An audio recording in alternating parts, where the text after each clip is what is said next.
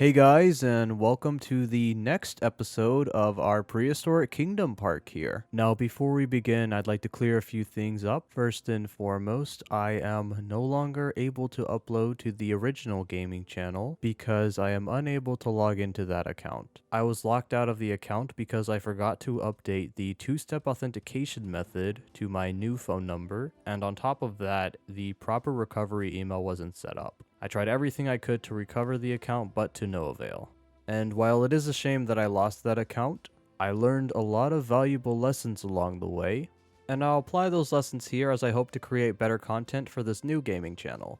With all of that out of the way, today we are working on a Styracosaurus habitat.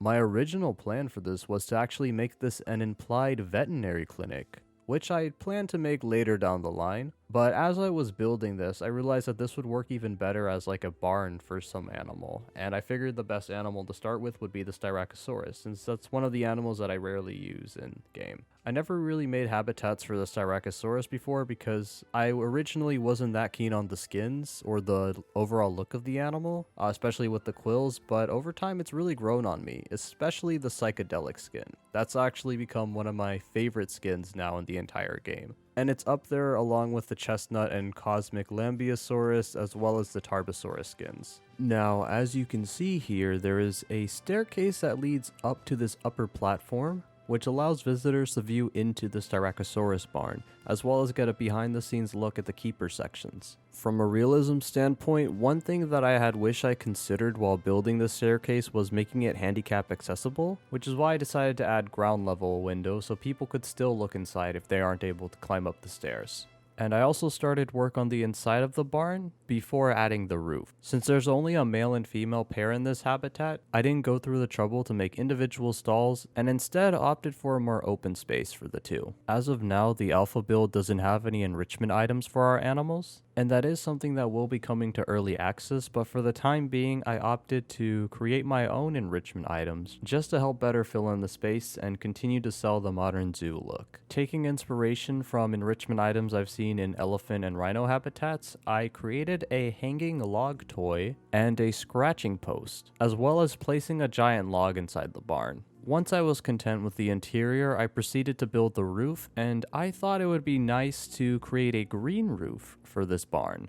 Now, from a realism standpoint, there is actually quite a few things wrong here. For starters, I didn't create any form of support under the roof, in the form of support beams, but that is something I might consider doing as I touch up the park as I go. Also, to have a green roof system like this, you would have to make sure there's some way of people accessing it so that they can perform maintenance on the plants, unless the species of plants used are native, but even then you would still need some form of maintenance in the form of trimming or removing any dead plants or checking for diseases or watering during seasons, and so on and so on. Of course, I'm not going to beat myself up too much over those little details I missed, but I still feel like those are some details worth mentioning from an architectural standpoint. And honestly, all things considered, I'm really happy with how the green roof turned out and how it helps bring an overall cohesive look to the building. And now onto some Styracosaurus facts. So Styracosaurus was first discovered in 1913 by paleontologist Lawrence Lambe. I believe that is how you pronounce his name.